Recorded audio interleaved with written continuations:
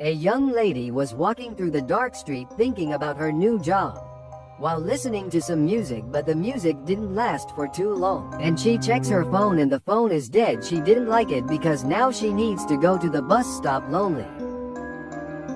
Suddenly she hear footstepping sound and she slowly looked back and there was someone in the other side of the street.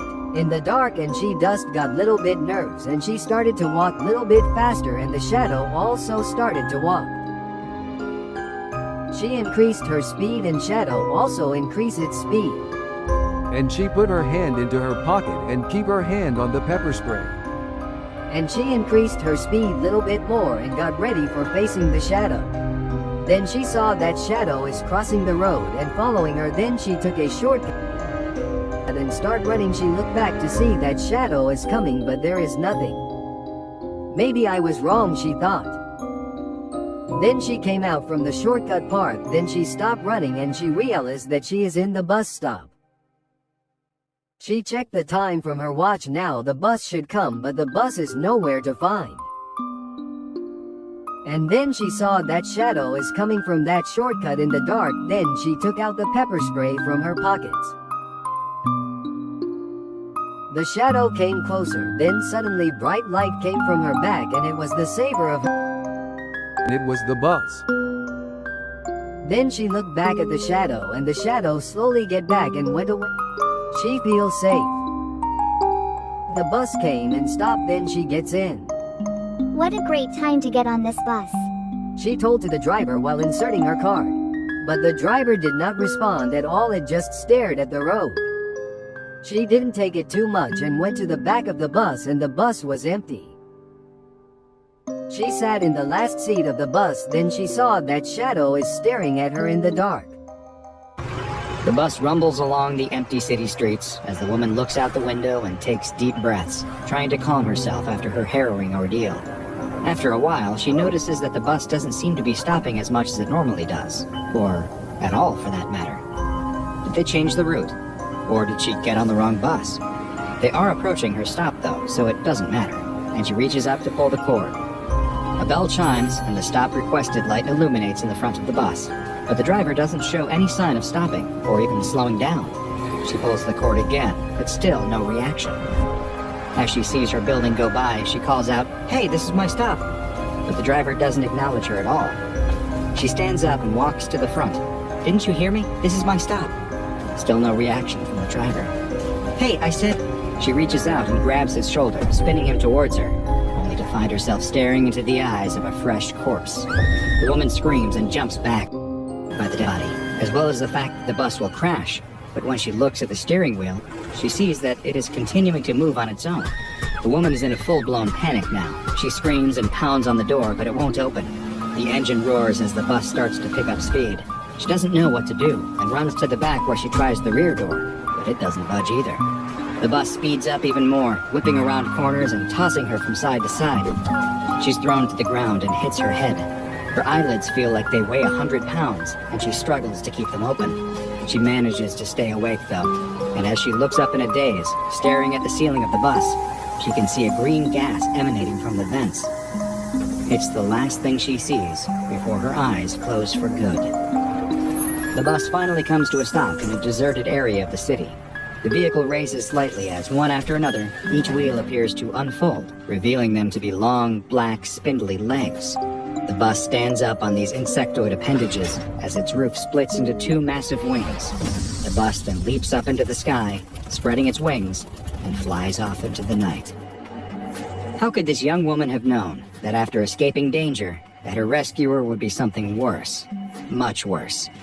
Unfortunately for her, she had just willingly stepped onto an instance of SCP-2086, a deadly and terrifying anomaly that hides in plain sight as it stalks and hunts its human prey.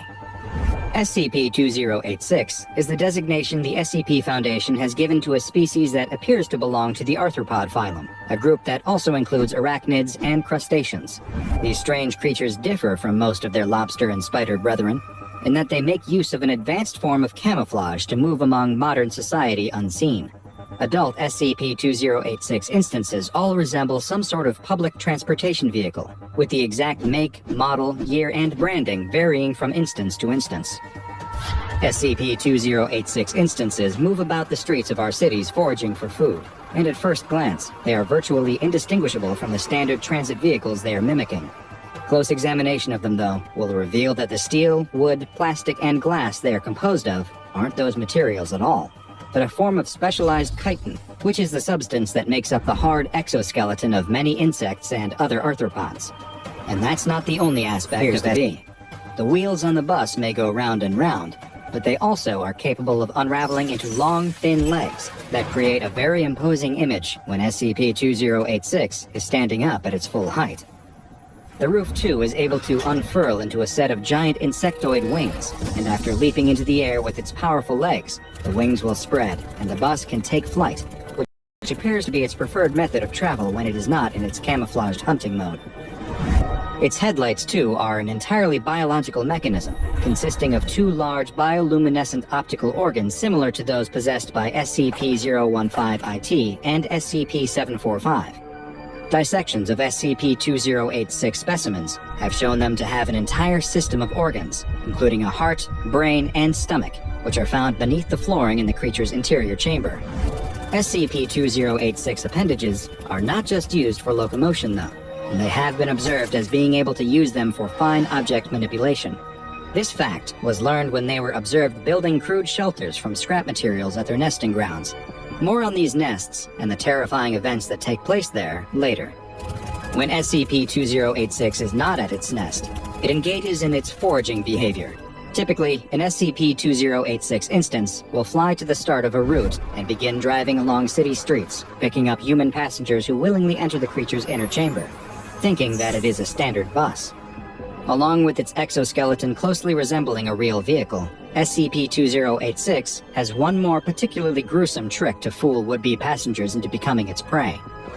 A bus that drives itself would lead many to think twice about stepping on board, so SCP-2086 makes use of a decoy driver, which is actually a human corpse encased and preserved in a shellac-like substance.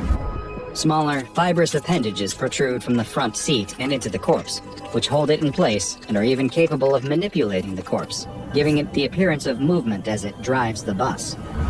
Once SCP-2086 has gathered up what it considers to be enough victims, a number that appears to vary from instance to instance, it will release a noxious gas from its interior vents. The gas produces an effect in humans similar to chloroform, and everyone on board will be rendered unconscious. The creature, now filled with its prey, does not feed on the humans trapped inside it, though. Instead, it will take them to its nesting grounds, which is where the real horror begins. These nesting grounds are most often localized in scrap and junkyards that have fallen into disuse or are completely abandoned, and it is in these nests that the juvenile instances of SCP-2086 are found. While a full-grown instance can weigh as much as 17,000 kilograms, which is the approximate curb weight of a normal bus, extensive field research and observation into SCP-2086 has led to the identification of the smaller, juvenile instances, which are much smaller than their adult counterparts, weighing under 200 kilograms. But they don't stay this size for long. When an adult SCP-2086 arrives back at the nest with its interior chamber filled with human prey, it will open its doors and allow the juvenile members to enter inside of it so they can feed and grow. Once inside, a juvenile will remove a passenger from the bus and take them outside. The effects of the chloroform gas will often begin to wear off at this time, but by this point, it is already too late. The juvenile instance will then proceed to force the human into a hole located under their hood. This leads to a sort of digestive tract that connects to its inner chamber where the driver's seat is located.